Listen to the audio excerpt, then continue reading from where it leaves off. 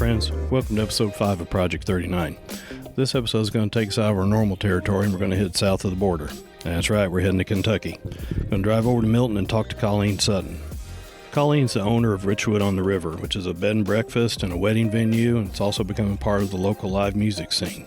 I had a great time talking with Colleen. She shared her background and told us how she ended up in this area.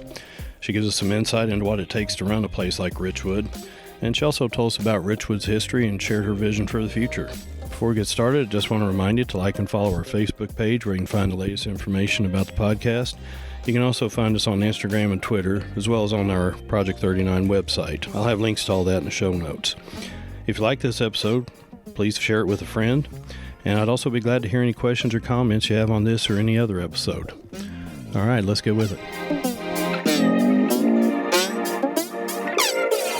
All right, Colleen Sutton, welcome to the show. How you doing? I'm doing really well. Thanks for asking. Good. Hey, I appreciate you taking the time. I know this is a busy time of year for you, but appreciate you taking time out of your day to sit down with me.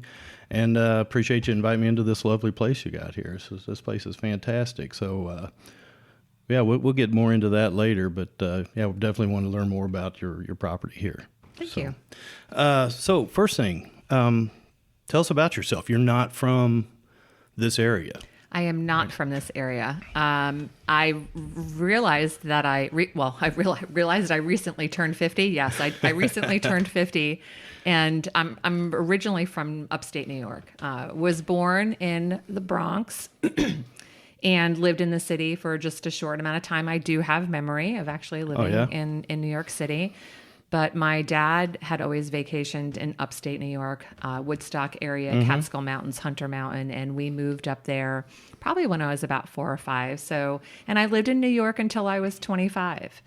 And the reason why I said I just turned 50 is I realized that I've been now away from New York as many years as I've lived there. So as much as I feel that I'm from New York and New York will always be a big part of me, I now am realizing that I've lived in quite a few places, but am very thrilled to be living here in Madison, Kentuckiana. Right, yeah. So between New York and this Madison, Trimble County area, where else did you stop in between there? I had a short stint in Omaha, Nebraska. I was there for about a year and quickly realized how much my environment affected my mental health.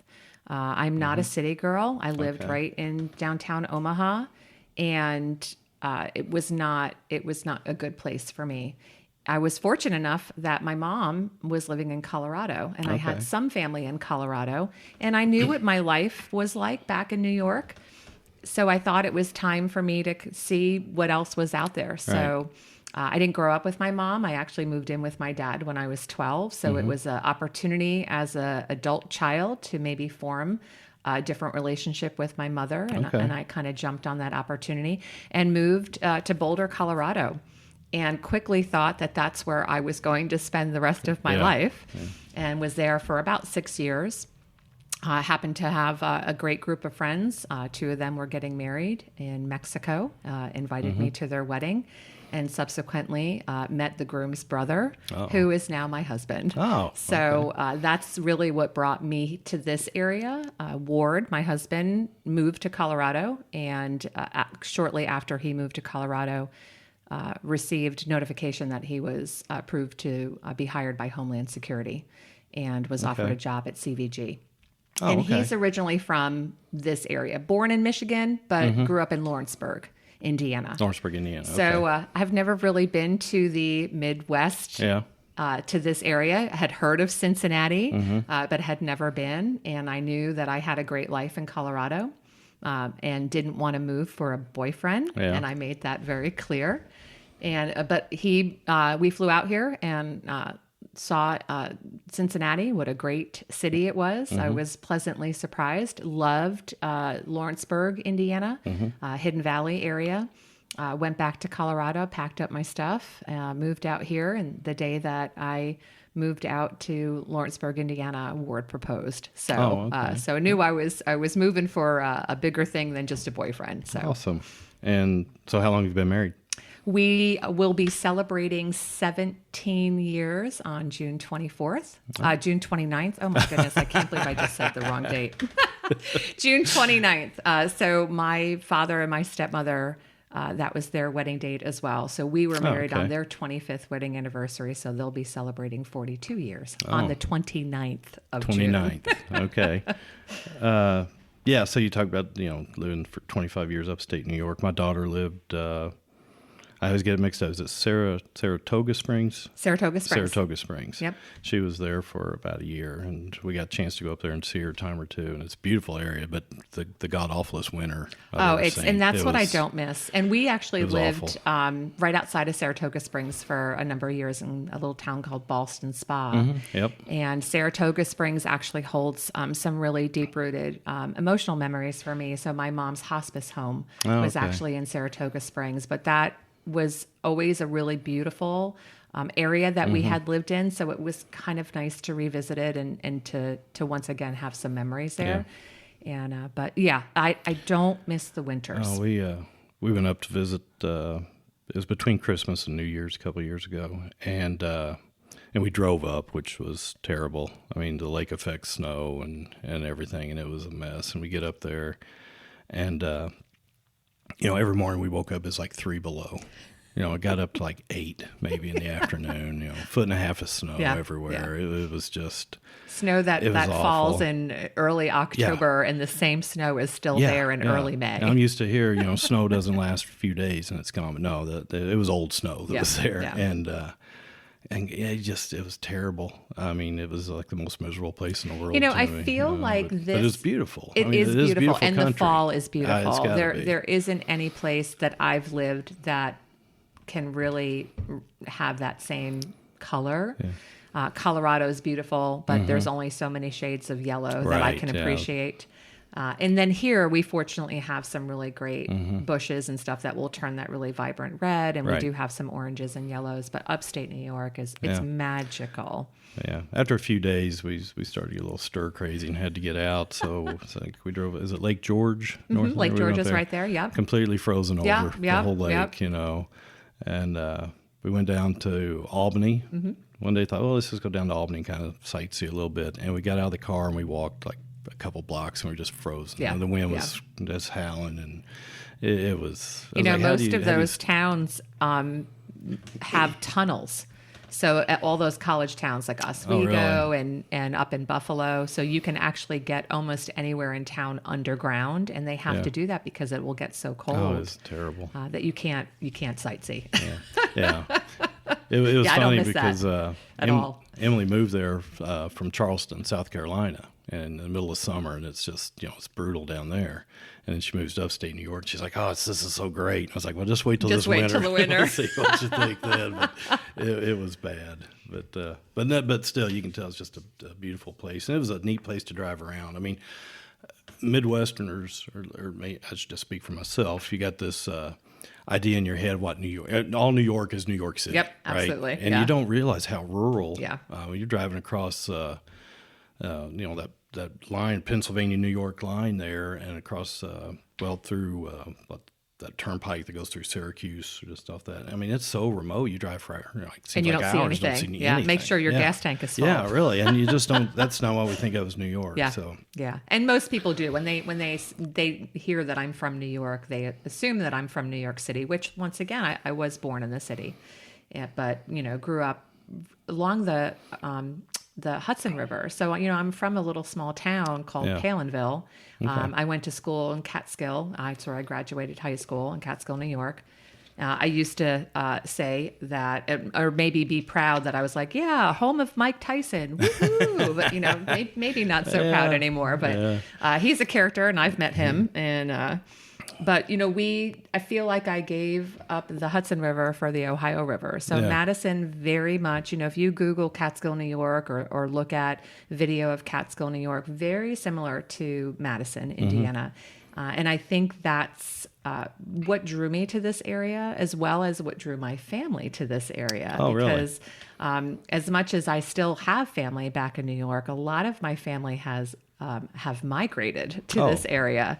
Okay. So I was really the first person in my family to leave New York. I think a lot of my family were very surprised when I said that I was moving and leaving New York. But when my husband and I purchased Richwood, I have twin sisters. I was 21 when they were born. So when I used to take them out, people would think that they were my yours, kids. yeah. And I'm like, no, they're my sisters. Well, I have an older sister, Robin. And they're like, oh, they're Robin's kids? And I said, no. They're my sisters. So that was probably the best form of birth control for a 21-year-old at that time, was taking care of two twins and seeing the difference in the life that my father and my stepmother, they had to adjust to with having two children. But Molly and Hannah came with me here when we purchased Richwood. So they moved from New York. They moved actually to here on the property, Richwood. Okay. There's an apartment on the 3rd floor. Okay. And they kind of committed to being here for a year with me, my first year. We weren't actually living here yet. So Ward and I were still living in Lawrenceburg, Indiana, the first year that we owned Richwood. We sold our house in Hidden Valley, but we bought a condo because Ward was still working, and actually does still work, in Hamilton, Ohio. So I commuted every day back and forth from Lawrenceburg to here, but Molly and Hannah lived on property. And after a year of them living here and working for me, they quickly realized that this wasn't what their passion was. But they moved to Madison, so where they still live right now in Madison, Indiana. So Hannah works at Red on Main. She's bar manager at Red on Main, and Molly works at Crafted Coffee. They both live on 3rd Street in downtown Madison. Well, then my parents came to visit, Kathleen and Bob Haggerty, and quickly fell in love with Madison, Indiana. Yeah. Both of them were retired and bought a house on Walnut Street, just a block up from the river. And so they're here now. And my Uncle Joe, lifelong friend of ours, he also moved here from upstate New York. You're quite the ambassador. I for tell this you, area. so it's been really wonderful. And last October, my brother, Zeb, and his two children, Brody and Piper, moved here. They actually live in the house right next to Richwood. Okay. So we bought that house, I think, about a year after we purchased Richwood. So we lived right next door to Richwood for a number of years. And then during the pandemic, we thought it was a good idea to buy a house in Madison. So we actually live now up in Miles Ridge area. Oh, okay. Our daughter, she's been attending Pope John and Shaw. So we're only just a few miles from there. So it's a really quick drive, drop her off to school, come down to Richwood. Right. But was really excited that I have both my sisters, my brother, my niece, my nephew, my dad, my mom, my uncle. So and we keep talking to other family like, hey, you should come out to check this visit. out. And we all love it. Yeah, that's great. My wife and I, we both grew up. I grew up in Jefferson County. She grew up in Madison, but and we both lived here until we were in our 40s. And then we moved away for 10 years or so. And you don't realize how nice this area is until you move away. You grow up here and you think, every town like Madison size has like the downtown like Madison and everything, and has all those things, has a riverfront, and then you get out and you realize, no, not every place does. Not at all. And it is a unique place, and I can see the attraction. So that's really neat. That's neat that your family came along and. Yeah, we're not so much me, but I have a very musical family. My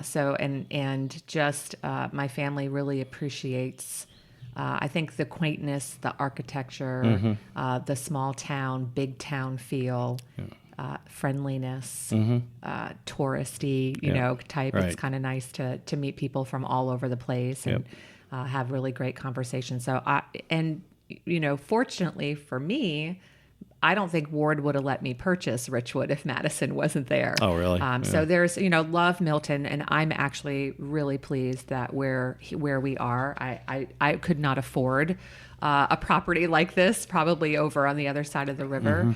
But I'm doubly blessed with the fact that I have an amazing town to send my guests to. My bed and breakfast guests, that's what they come here for. They basically come here to shop over in Madison and eat and music and shop, and enjoy the sights, hike at Clifty, which is amazing, state park. But then you get to come back here at the end of the Then day. you get to kind of come back here and watch the river and look at in the quietness. It's kind of like, I feel it's my little slice of heaven over here. Yeah. And same things with weddings. I feel really fortunate that, we have a great town with so many places for people to stay. And, hundreds of people a year that, can enjoy Madison and then come over here and enjoy Richwood. That's awesome. Yeah. Well, so you mentioned Richwood a couple times. For people who are listening and don't know what you're talking about, fill us in. Tell us about Richwood. So we are the owners of Richwood on the River, formerly Richwood Plantation. I've kind of resigned myself to understand that a lot of people in this area will always refer to it plantation. as the plantation. But we did change the name to Richwood on the River. We are really excited to be celebrating our 6th year of business.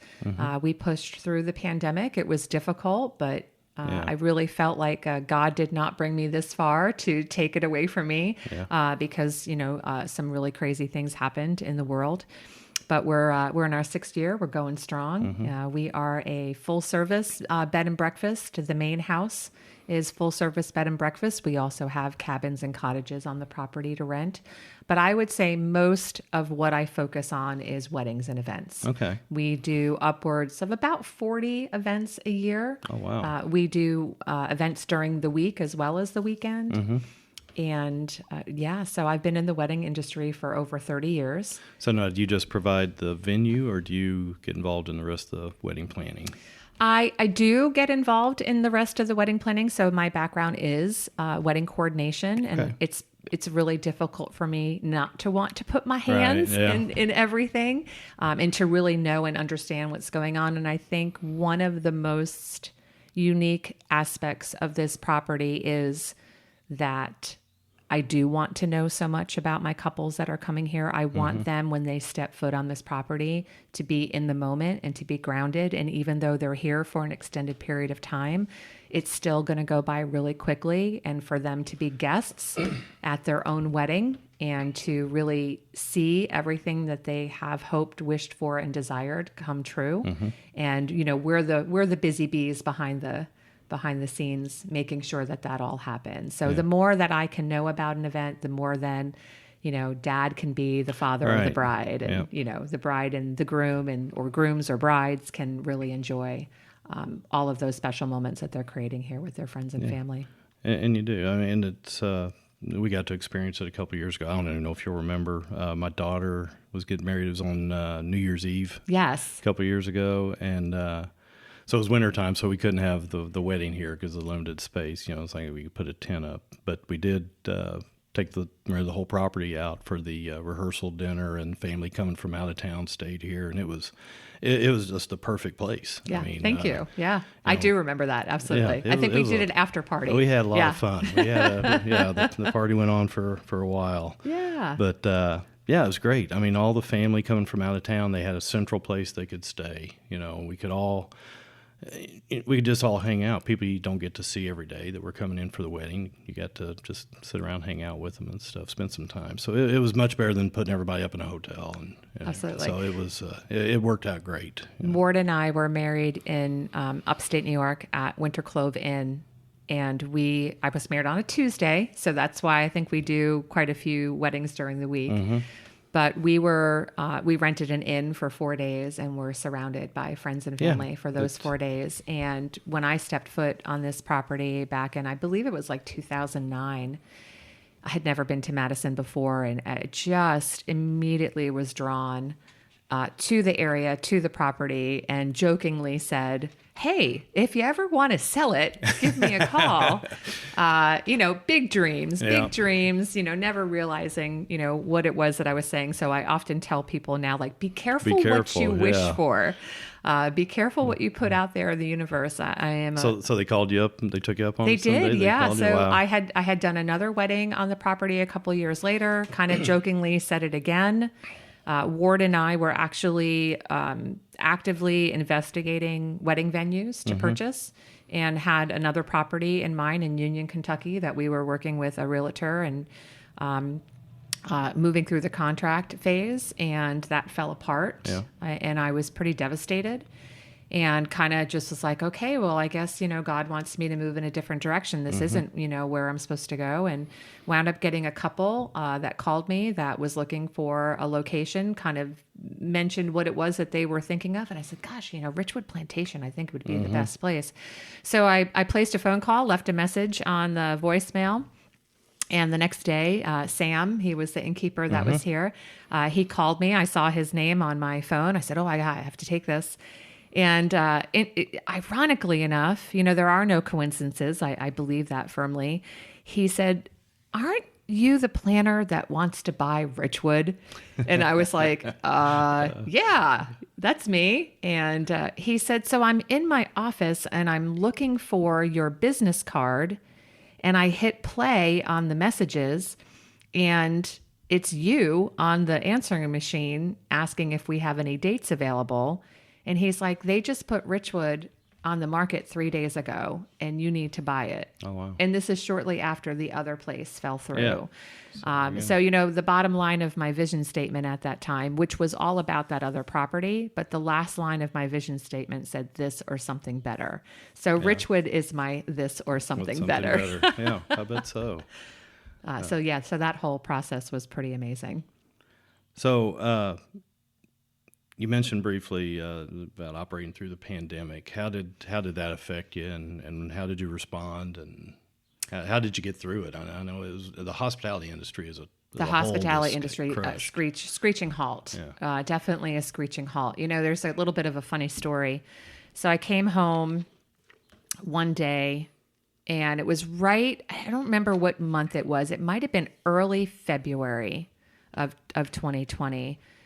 Right when we first started hearing something on the news, there was something about a virus. And I remember saying to Ward that morning or that afternoon, hey, do you think that I should go stock up on some food and just have some stuff here at the house? And his immediate reaction was like, why, does this virus scare you?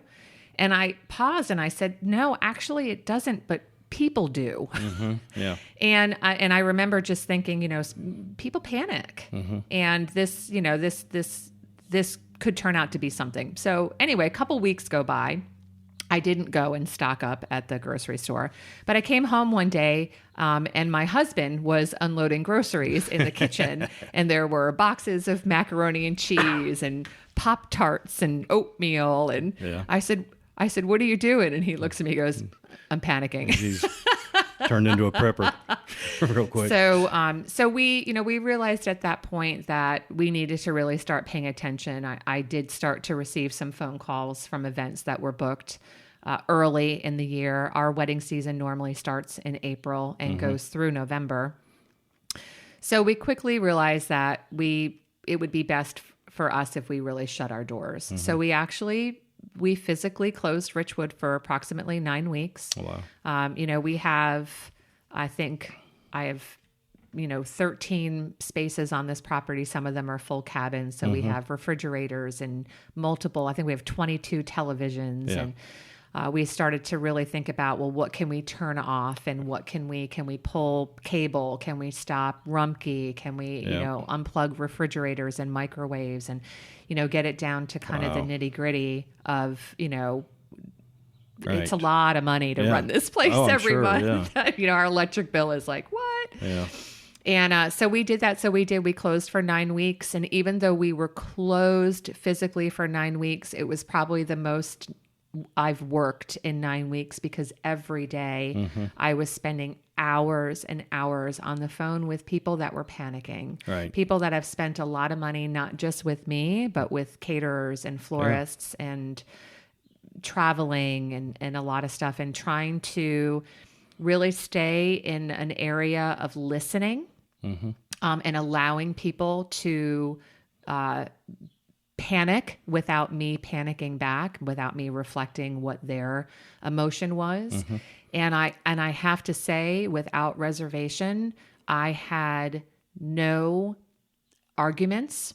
I had no strong words with anybody. Everybody stayed fairly calm. And I think it was because I was calm and I was confident that we could do something. And whatever that something was, I was going to make sure that it was going to be okay. Whether we completely moved a wedding and all of the money that they paid me to a new date, or we felt when we reopened on May 15th, bed and breakfast, 50% capacity. Super fortunate that we are also a bed and breakfast, so I didn't have to just rely on the weddings and events. But were people traveling? Were they willing to The travel? people that came here were people that had been here before. So they wanted so to they get away understood the property and knew that they could rent one of the cabins that had a full kitchen. They could at least feel like they could get out of their house. Right. And, Madison in some capacity was open. Pretty much. Clifty Fall, you could go hiking. You could do curbside pickup for food. Right. And so I think people felt like they could get out and be safe, but also enjoy Richwood. And it was a blessing. We did decide to open the pool. We kind of thought that was going to be a big draw, that because not a lot of places were opening their pool. And we created seating pods. So we would assign guests to a certain area of the pool so that they felt that they could be distanced. Okay.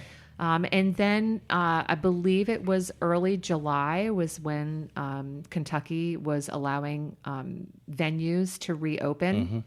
I think we were only at I think it was like 25% capacity inside, but I'm situated here on 117 acres, and 15 of them are manicured. So I had a lot of space that we could do outside open air receptions. We could do tented events. And I really think that's what really propelled us through the pandemic. We lost over 75% of our projected revenue. Wow. Which is, when you look at it on paper, is pretty devastating. But my husband, and I'm incredibly blessed to have him as a partner, not only as a husband, but as a business partner. And he's also an incredible father. But you did forget your anniversary. Yeah, but I did. So. I don't know where 24 came from. You're trying to That's suck up crazy. now. Yeah. He jumped on everything and anything that was being offered. So PPP to keep my employees. I didn't have to lay off any of my employees. We all worked through the pandemic, loan deferments and government assisted loans. Right. So, he was on it all the time, talking with the bank, talking with the mortgage company, talking with all of our, people that we write bills to just make sure what's available. Right. So that in itself was, and fortunately for me, I had enough stress dealing with the couples that I was fortunate to have that partner to deal with all of that financial stress, because that was, and being a father and being a provider, and knowing that Richwood has been a big undertaking for our family.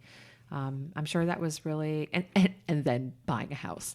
Yeah. on top of that, in the middle of all of that. Wow. I remember him saying too, like, we're ready to sign. He's like, are you sure we should be doing this? And it was May. It was like May 15th. So it was still fairly early. Probably a good thing you did it when you did. Yeah, we did. Now forget it. Real estate is a little crazy. If you can, the price is gone way up. But we did it. We did it. And I lost a few weddings. I think the pandemic, there was a few couples that had to live together in close quarters and maybe quickly realized that wasn't the best thing for them. But for the most part, either the weddings happened. I think we had 46 weddings on the books for 2020, and we did 22 of them. Okay. So I feel really fortunate. I know a lot of people that own venues that did 0. Yeah. So, and then bed and breakfast kind of, skated us through the year. 2021 is a little light. We didn't do any events in April or May. We did Derby in May. Yeah. But normally I do close to 10 weddings by the time we've hit June, and I did 0. So I think people were still kind of nervous about booking and what it was going to look like. 2022 is probably going to be insane. Really? Yeah. Which is okay. Yeah. It's better than the alternative. So is the rest of this year picking up? We are. So we are now full swing in wedding season, starting the beginning of June, and we're going through the third week in November with pretty much. And if we don't have a wedding on a weekend, we'll book completely with bed and breakfast. Really? So that's great. Yeah, that's awesome. Though. So feel very, very incredibly blessed, and and know that we're definitely here to stay for the long run. So yeah, that's great. So what do you think's the best part of your job? Oh gosh, what is the best part of my job? So actually, I just weddings probably the best part of my job.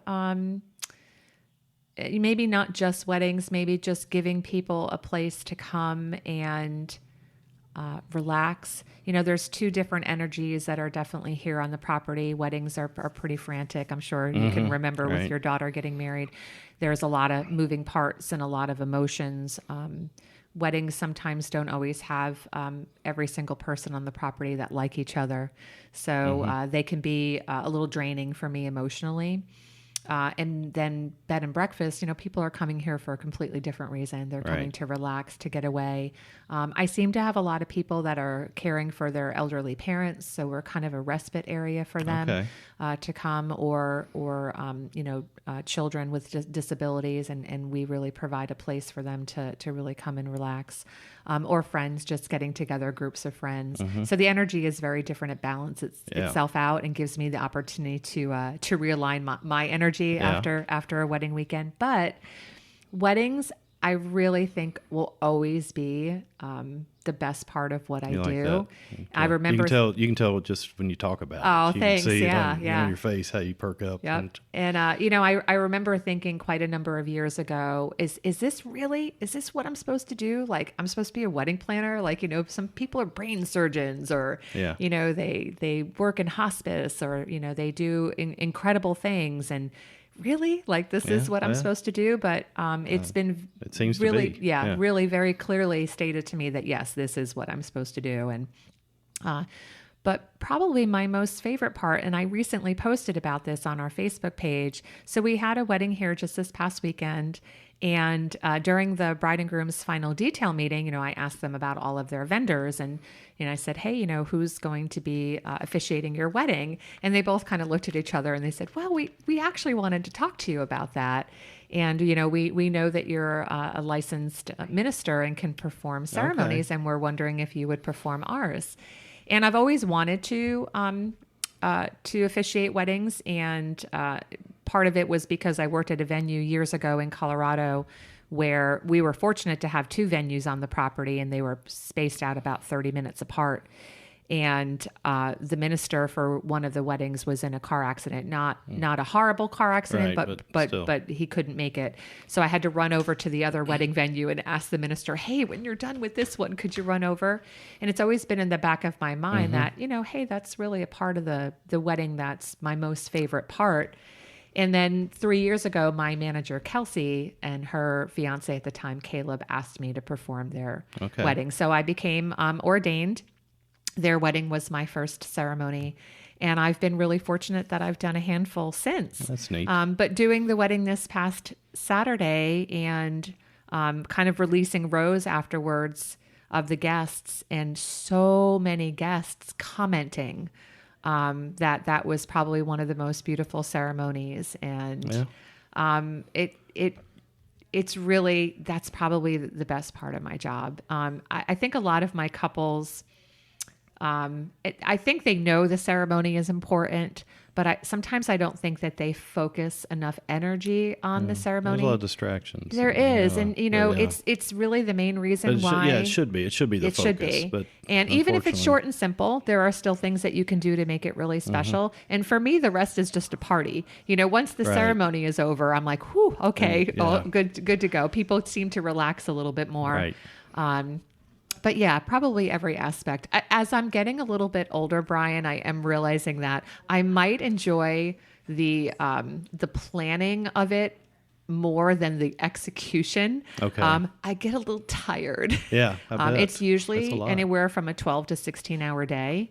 And yeah, so physically I'm getting a little bit more tired, but every time I send a couple down the aisle, I still get a little teary eyed and I still get butterflies. So I know that you're invested, right? I know that it's still, what brings me great joy. Yeah. Yeah. Well, so a question I've got written down here is, and you kind of touched on a little bit, and that the wedding planning, the wedding side of it does seem to be your calling, but suppose that hadn't worked out. What else? What would you be doing if you couldn't be doing this? Honestly, I probably would have been in the healthcare industry. So I worked for United Cerebral Palsy for 7 years. Worked in assisted living apartments. I worked in a group home facility where they really couldn't do anything for themselves, and that always really touched me as well. I really enjoy helping people. So, I mean, it's just a different way of helping. And when my mom was ill and when my mom was in respite or hospice, excuse me, and I spent really pretty much the entire time with her in that hospice home, a lot of the nurses and hospice care workers mentioned to me, hey, we know this is your mom and you're going to care for your mom a certain way, but only certain people have the skill it takes and we see it in you. So actually after my mom passed away, I kind of revisited, I had gone to nursing school and did 3 semesters. And then during my 4th semester, I actually failed my lecture class. And you have to wait a whole year because they only offer semesters 1 and 3 and 2 and 4 together. And there was something that I was like, this isn't really what I want to do. And I remember feeling like I was going to disappoint my dad. And my dad was like, we know this isn't what you want to do. We can tell. But after my mom passed away, I thought, maybe that it is time for me to pursue. And this is before Richwood. So I thought, it's time for me to get a real job. Because at the time I was a wedding coordinator. And I did. I was accepted to the Ivy Tech program. Actually, surprisingly, all of my credits transferred from college years and years ago. So it was kind of like these weird signs. I passed a math test. Like, I can't do math for my life.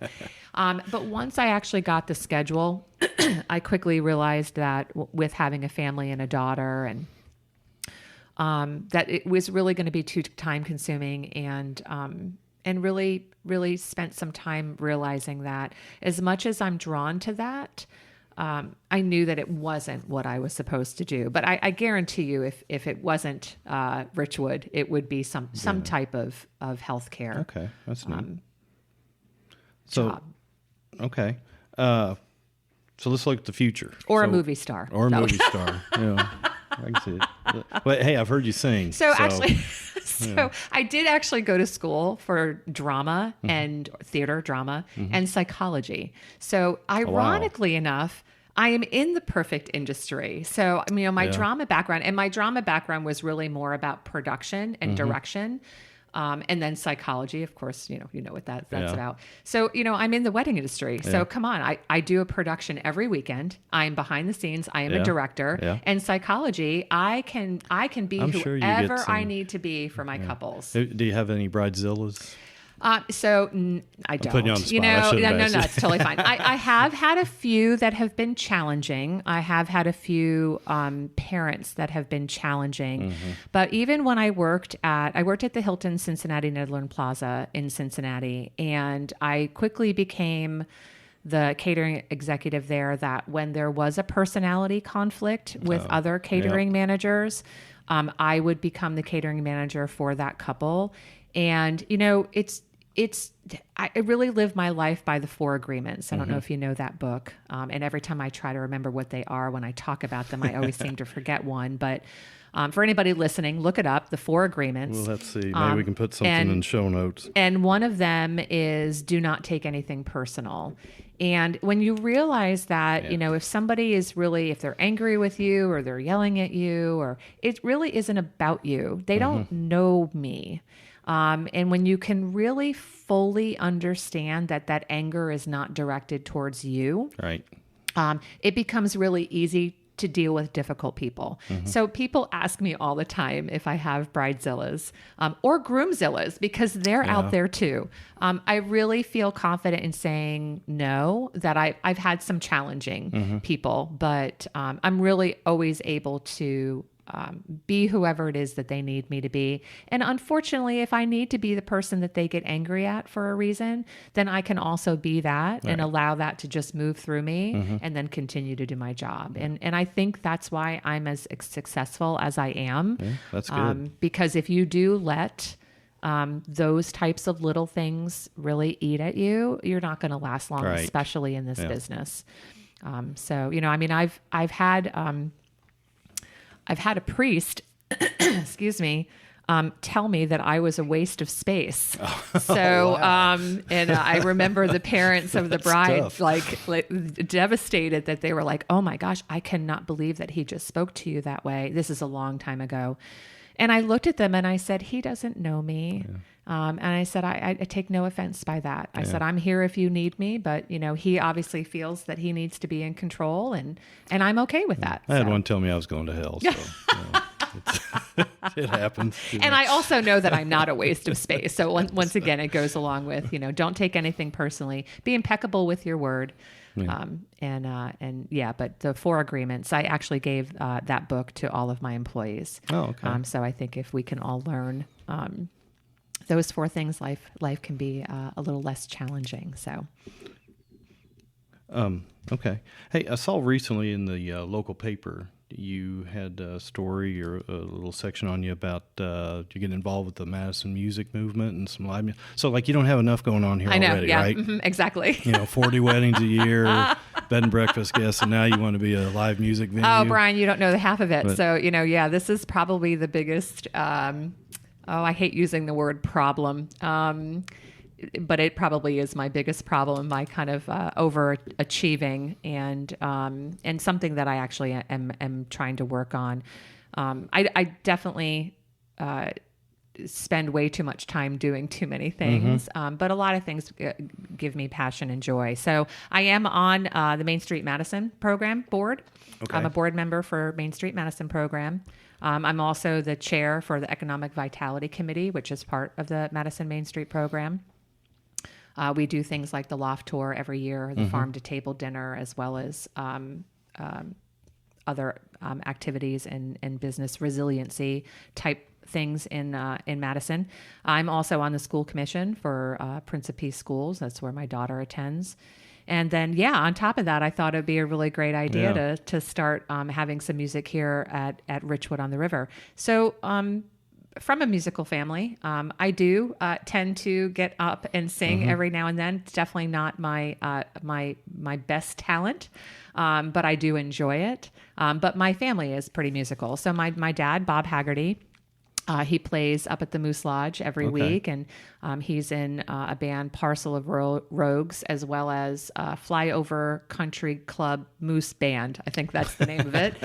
He plays bass guitar, harmonica, sings. And then when my brother, Zeb, moved here, he is an incredible singer-songwriter, acoustic guitar player, and I've always been really proud of him and his musical talent, and kind of wanted him to really feel the music movement here in Madison, and thought, well, geez, with it being a slower year for us here at Richwood, why don't we kind of jump on that bandwagon? We do music here every weekend with weddings and events. We have bands, we have DJs, and live musicians here all the time. So, why couldn't we do that? So we've been doing a couple of weekends where we don't have weddings, having some bands out here. We've had hundreds. I think we had like 120 people here the last time, and maybe close to 100 people the first time. Our next weekend is July 3rd, and we've got 3 bands lined up, and it's been really exciting. And I'm actually having bands and musicians contact me because they're like, "Hey, we hear that you're doing music at Richwood, and we love it there. We'd love to play there." And so huge advocate for for M3 and what they're doing over in Madison. And I think it's the beginning of a really great partnership and a really great thing to be involved in. I think it's great. Yeah. I mean, there's a lot of talented people in this area. A lot of talent. You don't realize it till you really get to thinking about it, but there's a lot of good musicians around, and live music's always fun. It is fun, and I do think that quite a number of people that were here the last time, came up to me to say, we've always driven by, but we've never been here. Oh, so now we got a reason. So, so I feel like it's just another opportunity for people to come here and really see what it is. You don't really see all of the property from the road. No. So we've got a really hidden gem back behind it. So it's pretty magical. That's great. Yeah. So thanks for asking about that. It's like I say, I was kind of surprised. Like, I know. Yeah. What else? What else could we do? Yeah. But it's great, though. People always ask too, "Are you a restaurant?" And I'm like, maybe someday. Maybe, yeah. We could talk about it. Yeah. What couldn't we do? You should grow grapevines, Colleen. You should be a winery. Yeah. Maybe someday. Do you have horses? No, but maybe someday. Well, speaking of that was going to be my next question. So, where do you see yourself in Richwood in 5 years, 10 years down the road? Oh, goodness. So interestingly enough, it's got to be hard to look and think about that as busy as you are. It's like you almost become like you're along for the ride. Yes. And it's going where it wants to go. It is. So how do you steer that? And I'm a working owner. I do spend a lot of my time in the office.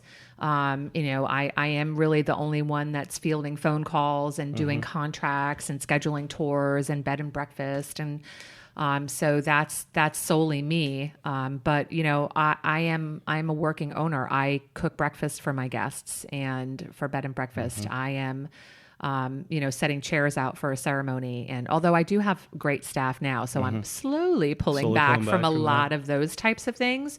But if I'm on the property and something is not okay, if they're, seriously, if people have had a clogged toilet and I'm the one that shows up with the plunger and they're like, oh, it's you. Yeah. And I'm like, yep, it's me. That's what you got. So it is hard to really think about it, but going back to turning 50, I just recently mentioned to Ward, I said, I think I really would like to sit down and come up with, a 10-year plan. 10 years, I'll be 60. Like, is this what I want to be doing when I'm 60, this is what I want to be doing, but in what capacity? Right. Do I want to pull back and maybe have a manager really running Richwood, and I'm kind of really just behind the scenes? So it's definitely something that we've been thinking about, and I think we'll be spending more time thinking about it. 5 years, I think we'll probably still be doing exactly what we're doing now. 10 years might look a little bit different. I would very much like to enjoy doing some traveling and spending some quality time with my husband. Ava will be graduating high school here in 5 years. So figure then another 4 or 5 years of college. And that's why I've kind of put a 10-year mark on it. But I don't see myself ever not being a part of Richwood. Okay. I have a mentor in Colorado for the venue that I worked at their Lionsgate Event Center. Her name is Marie. And she and her husband travel between Palm Springs and Colorado, and basically retired, but still play a pretty active financial role in their wedding venue. Their son actually runs it now. She's always been an incredible mentor to me. So I kind of want to meet up with her and kind of talk to her about, what are the things that she and her husband did. But I really think that Ward and I will always have some type of tie here. I don't know if I would ever be able to let go of it fully. Right. It's got in your blood. Yeah, I think maybe like the Heisingers, when they found me to sell it to, I tugged on some heartstrings there. So I think there'd have to be somebody pretty incredible find the right person. that I could, give this over to. My heart and soul is in this place. And as my husband reminds me all the time, I'm kind of the magic little pixie dust here. And you're the X factor. Yeah. Right? And he says, and, I'm trying not to toot my own horn here or pat myself on the back, but he's like, if you're not a part of Richwood, I'm not sure Richwood is Richwood. Well, and not to knock on previous ownership or anything, but it's the same property basically as it was before, but you're doing something right because it's way more I don't know if successful is the right word, Yeah. but you know, Yeah. And more well known. It is. And, you know, we noticed that pretty quickly too, that this property was incredibly special. And you really do have to know the industry. You have to understand what people want and what they're willing to spend. Right. But there's a lot of hard work behind it. You know, we mentioned earlier before we started recording, I mean, this is a 70-hour plus work week, sure. Yeah. you know, year round for us. And you really do have to love what you do, else it just doesn't. And you know, this property has allowed me to be here. And, you know, I always say, if the walls could talk, and they don't, for those that are wondering. Yeah. Big question we always get, is it haunted? Yeah, no, not really. But if the walls could talk, they would definitely tell you that this is exactly what this property wants here. They want people laughing and reminiscing and commemorating and making incredible memories. You know, one of the things that I do say to my couples is, you know, we allow this property to be not just a union of two, but a reunion of many. It enables people to really come together and really enjoy. And I know that if there are spirits here, they are helping me every step of the way in creating Friendly ones, at least. Friendly right? ones, That's and creating really great memories for lots of people to come. Yeah. So, you know, Colleen's talking about, you know, she's the one doing all the, you know, unplugging toilets or whatever. So while we're sitting up here in the sitting room, I'm getting the microphone set up and everything, she's over here changing light bulbs in the chandelier. So she really does. It's, I can't imagine. I mean, this is a beautiful place, but it's got to be a ton of work. It is I mean, just overwhelmingly. taking care of your house. Yeah. Your personal house is a lot of work sometimes. So I can't imagine a property like this. Yeah. You know? And, you know, as the years are going by, you know, I have somebody now, I have a few people now that are coming and doing gardening, you know, weekly. They're here a couple of times a week. They literally start great. in one area and work around, and then by the end of that, they're right back to where they started. So I feel really fortunate. There was a number of years where we did all of that. So the first year we were here, my manager, Kelsey, mowed the lawn. You know, she was like 24 years old out there on a riding mower, you know, mowing 15 acres. You know, we now have somebody that mows and weed whacks and trims. But I do have two people that are gardening for me. And then I have two managers that are working with me, one part-time, one full-time. And then I have a slew of setup crew. So that's where I was saying how it's, you know, yes, do I still set up tables and chairs? I do, but I've got a really great crew of people that are now doing a lot of the heavy lifting. And I really do have to say, and not that I'm trying to make up for saying the wrong anniversary date. There's a reason why I said 24, so I'll have to figure out what that reason is later. I'll look that number up. Is that the date? No, it says the 23rd. What's today? The 23rd? Yeah, so there must be something going on tomorrow. But my husband, Ward, he works full-time in the steel industry. So fortunately, he works from home, and he did before COVID. Okay. When we moved here permanently, the house next door, he was actually then commuting back and forth to Cincinnati every day. And I said to him, I said, someday you're going to be working from home. And he was like, they'll never let me work from home.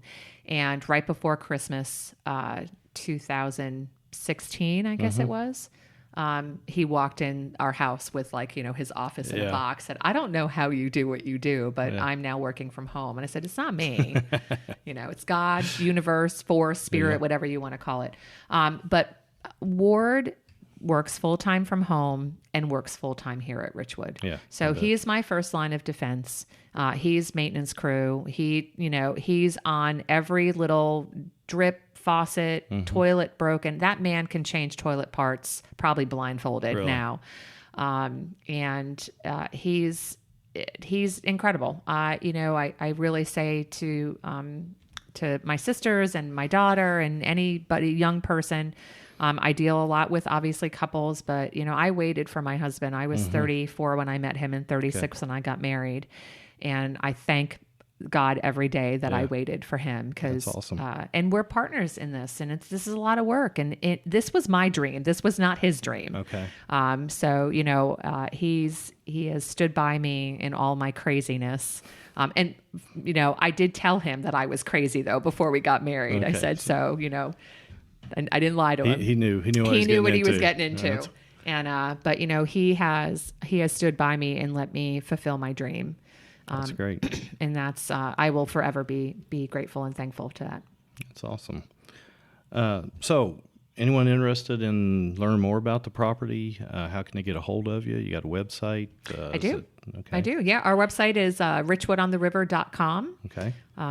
So all of our information is on there about lodging, bed and breakfast information, as well as weddings and events. Okay. We don't just do weddings. We do other things as well, rehearsal dinners and reunions and birthday parties and things like that. So I often tell people, don't just look at my pricing. If it's a small event that you want to do, give me a call. You never know if I've got something available. Okay. We can work it out. Yeah.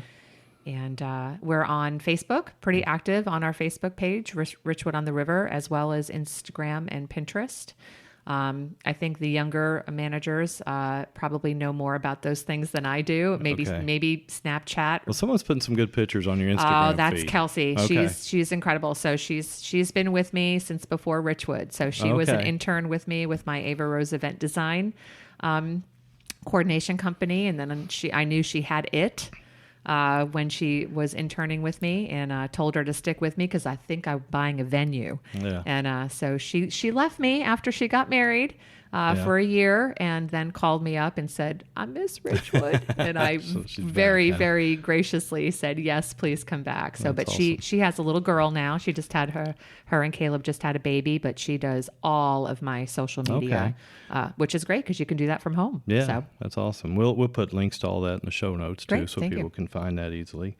And before we wrap up, we covered a lot of ground. Is there anything that we didn't get to that you wanted to touch on, or anything you just want to say, reiterate? It's your chance. Gosh, I think maybe the only thing that I would like to maybe just touch on really briefly is that something that has been really tugging at my heart, and I think that it's going to be happening here in 2022, because I think I'm going to finally pick a date and really solidify this on paper. Is I want to do a pretty intense blessing of the property. We mentioned right in the beginning how I know that people in the area are always going to refer to this as the plantation. Plantation was associated with this property. The name actually was associated with the property in the 1950s. Yeah. Before that, it was the word plantation was not associated with the naming, which is why we removed all of the plantation markers on the property and changed the name on those markers to Fern Villa, which is what the Ferns referred to this property as back in the 1850s. But don't want to negate the fact, people ask me all the time, plantations, slaves, people that were enslaved, people that enslaved them here, and they did. And that is part of this property's history. But there's also some really interesting and in its own way, beautiful parts of this property, being that it was part of the Underground Railroad. Yeah. And there were, hopefully hundreds of enslaved people that were helped to cross over the river into Kind of a free bounce the state. books a little bit. Yeah. Absolutely. And, we're really fortunate that we have a story of one of the enslaved people on this property, Richard Daly, and his accounts of the people that enslaved him. And fortunately, it's written by his words that they were kind, and that even when he was given his freedom, he stayed and continued to work for them. So I think that, that for this property and for me, that was very important, that there was not evil perpetrated on this property. Right. There was evil perpetrated to enslaved people. But I am now in the process of working with a local organization and hopefully trying to find some of Richard's family that settled in Detroit, and bringing them to this property to do a blessing. And I'm also really fortunate that I have been contacted and have met some of the Fern ancestors. Okay. And they want to be a part of that program as well, that healing. So possibly be on the lookout, especially with social media, of something that's going to be happening. Fingers crossed, 2022. It really is going to be dependent on who can we find and traveling and things like that. But it will happen. And it's something that I've always wanted to happen and to have a blessing. I think that's a great thing. And acknowledge and probably also have some type of marker on the property for honoring or recognizing the people that were enslaved here. Okay. So, yeah. That's great. All right, Colleen. I won't take up any more of your time. I appreciate you sitting down with me, and thanks for letting me into your place here. It's awesome. Absolutely. This is great. One thing I really enjoy is talking about myself. So yeah, you did a good job. Thanks so much, Brian. I really appreciate the opportunity. Thanks. All right. Take care of yourself. Take care.